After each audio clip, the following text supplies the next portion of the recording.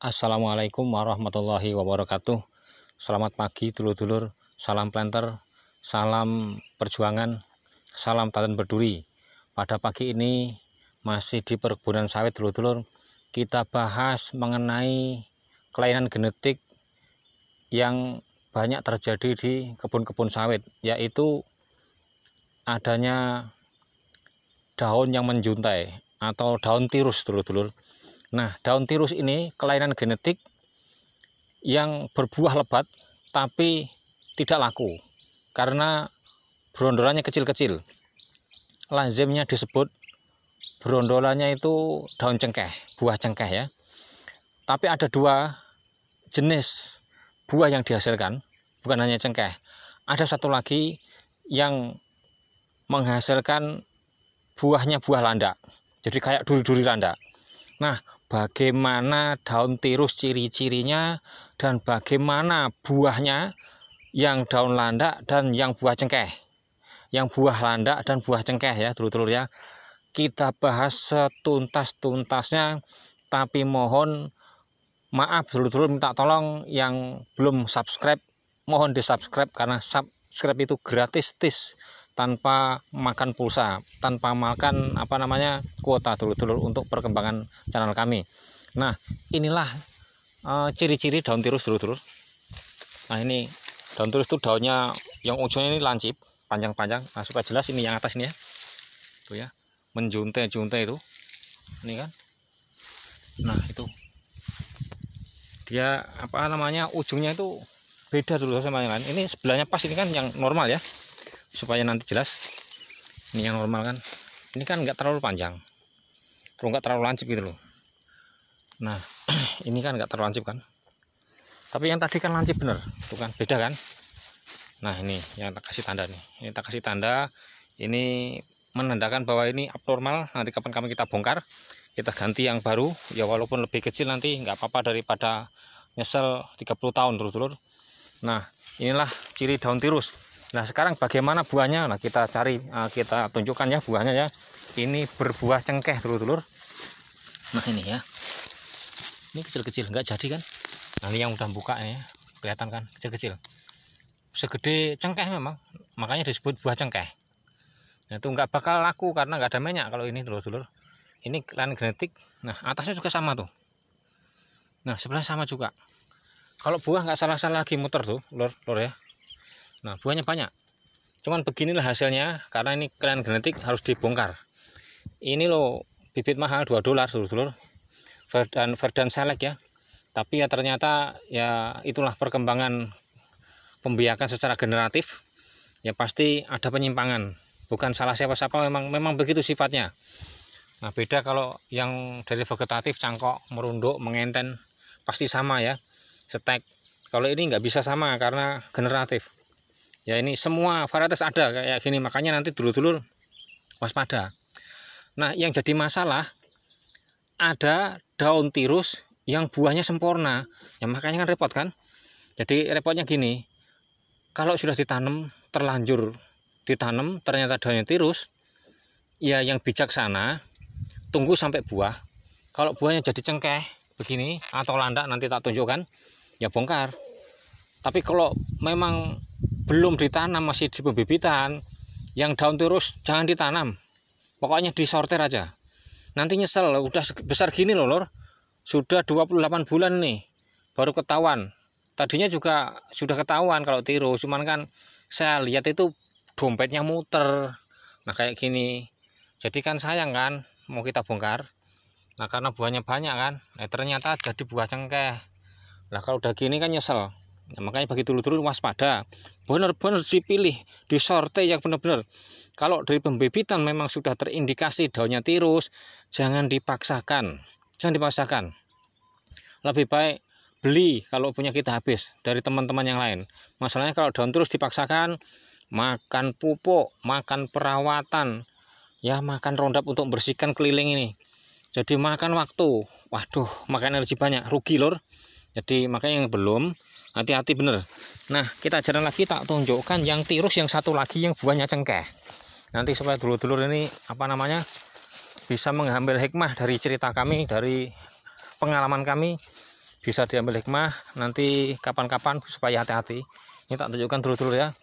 Ini Verdant Select lor, buahnya mantap lor, besar-besar, muter tuh, besar-besar gini.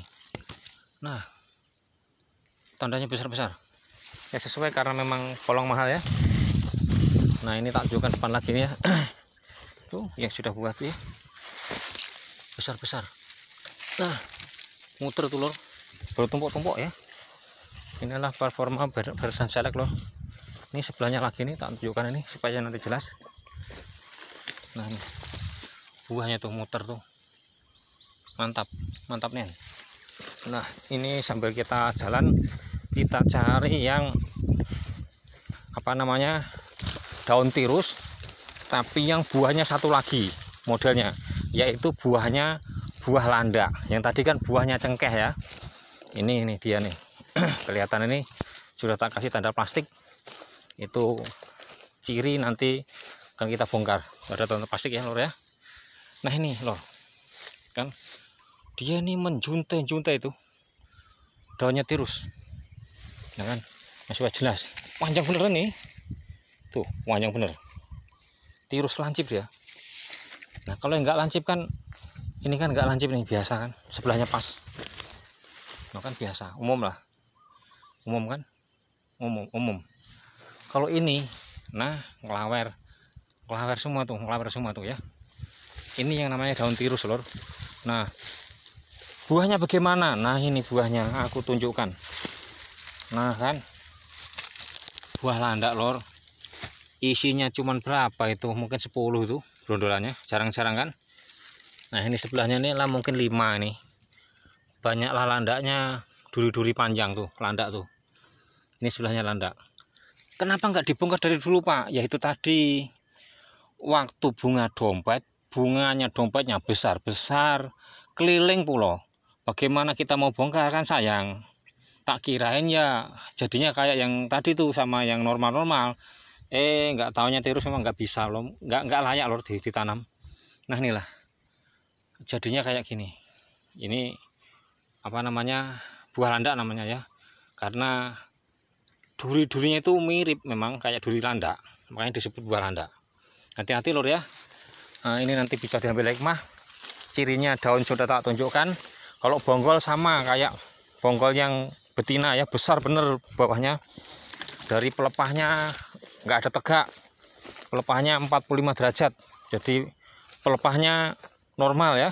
Jadi dia kecirennya cuman di ini, di pucuk daun yang terlalu tirus, terlalu lancip.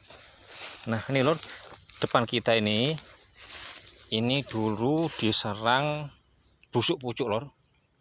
Itu kan masih kelihatan ya, sengklek-sengklek semuanya, muter bengkong-bengkong ya. Masa ini daunnya kayak apa namanya, kayak lingkaran aja. Nah ini sembuh. Ini yang tak bikin video dulu, kita obatin pakai Kuproxat, produknya dari New Farm.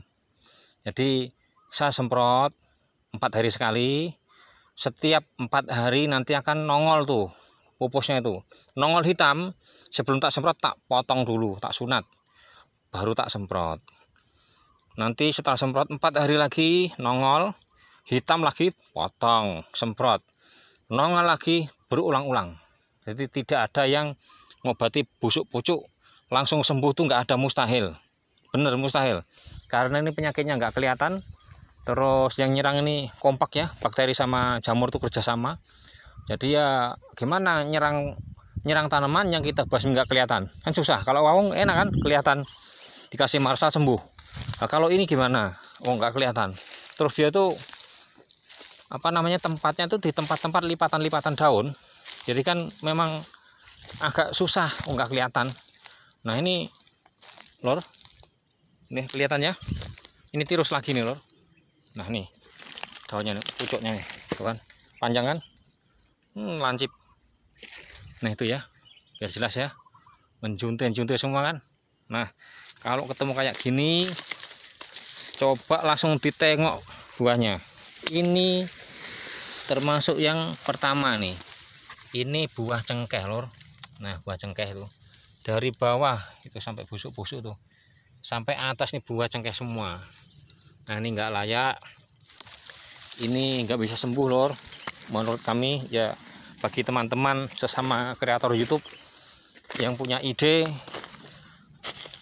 yang namanya daun menjuntai-juntai ini bisa sembuh, atau daun terus bisa sembuh, ya kami tunggu. Malah kalau ada saran atau masukan ya malah kami tambah pengalaman. Nah ini yang sudah jadi lor, gedang sarak lor, berondolnya besar, masya Allah. Ini berondol besar begini nih, ini termasuk merah merona lor, mirip lonsum. Brondolannya imbang sama lonsum ini. Ini sawit yang merah tua begini, brondolannya tua, merah tua, itu kadar minyaknya tinggi. Ini lor ya, yang sudah jadi itu besar. Alhamdulillah. Nah ini lor, tak tunjukkan depan ini sama-sama tirus tapi jadi. Nah, repot kan, tapi tirusnya nggak parah lor, tapi tirus termasuk sebetulnya ini ini kan panjang-panjang nih tuh. Nah itu ya, menjuntai-juntai itu. Nah tapi nggak terlalu parah, jadi ini kayaknya setengah tirus nih. Nah ini jadi nih. Nah itu jadi tuh ya. Jadi kalau ketemu tirus dulur-dulur ya, solusinya kalau sudah terlanjur ditanam, karena nyatanya ada tirus yang normal tapi ada tirus yang nggak normal. Jadi yang sudah ditanam udah terlanjur ya sudahlah, dirawat aja, sabar tunggu sampai berbuah. Kalau buahnya memang cengkeh atau landak ya mau nggak mau itu harus dieksekusi. Tapi kalau buahnya jadi ya alhamdulillah kayak yang tadi tuh. Jadi ini buahnya ini besar-besar loh. Ya Allah, ini besar-besar bener bondolannya. Ini hebat ini sawit ini. Ini sisa panen kemarin nih pada rontok karena ketuaan mungkin. Nah, brondolan besar-besar. Nanti kita belah loh. Kita mau lihat apa namanya? Lihat bijinya atau cangkangnya. Besar apa enggak? Karena kalau besar itu nanti dia dura kan. Kalau kecil-kecil ya bibit unggul. Kalau dura nanti polongnya besar, berarti setiap polongnya besar itu lapisan batok itu tebal. Nah, kalau lapisan batok tebal, sawitnya ini tergolong sawit batu lor. Jadi oleh PKS, pabrik kelapa sawit, nanti akan dibedakan. Sawit yang termasuk golongan sawit batu itu nanti ada potongan 20% lor. Ini sudah terjadi di Muba, Musi Banyuasin, Sumatera Selatan. Jadi potongan itu bukan untuk PKS, tapi untuk perbaikan kalau mesinnya itu pada rontok karena giling sawit batu. Karena sawit-sawit batu ini, sawit yang lama-lama termasuk ya, itu sering saya beli janjangan atau janjangan kosong, jangkos ya, janjangan kosong atau tangkos. Disebut, ada yang nyebut tangkos, tandan kosong. Itu ada satu dam itu kira-kira 4, kadang 3, kadang 5 ya, 5 janjang. Itu enggak kegiling. Gilingannya itu enggak mempan, jadi masuk utuh lor. Itulah sawit batu. Makanya dari kebijaksanaan PKS yang menerima sawit di bagian sortir itu, bagian sortasi, kalau ketemu yang sawit batu itu per tonnya nanti dipotong 20%. Jadi kalau Anda punya 10 ton, nanti yang dihitung itu cuma 8 ton. Yang 2 ton itu untuk ongkos perbaikan mesin, karena nyatanya gilingnya berat. Nyatanya kalau ketemu sering ketemu sawit batu, sawitnya kadang-kadang keluar utuh, nggak mempan. Ya, kalau dipaksakan cepat rontok. Beda kan kalau sawit yang cangkangnya kecil. Kalau kecil kan batoknya nggak tebal ya, tipis ya. Nah, kalau tipis kan empuk, ringan kan. Nah ini kita coba lor ya, kita belah ya. Kayak apa nanti namanya batoknya.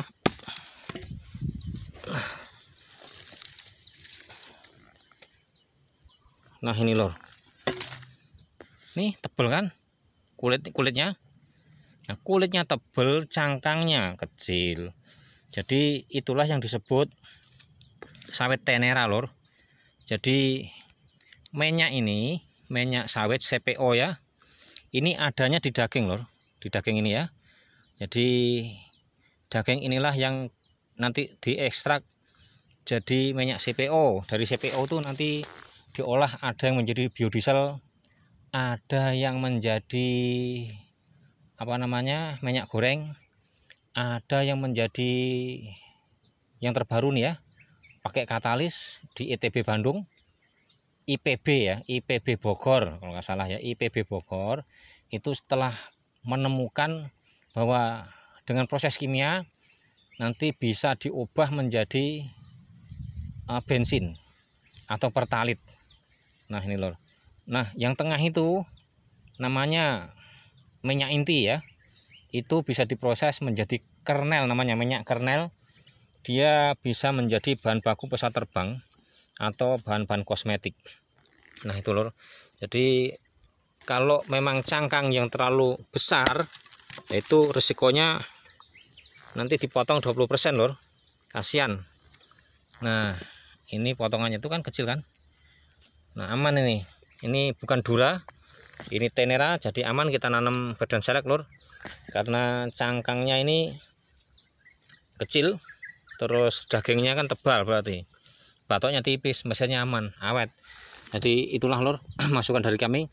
Mudah-mudahan yang kami sampaikan bermanfaat untuk dulur-dulur yang membudidayakan kelapa sawit.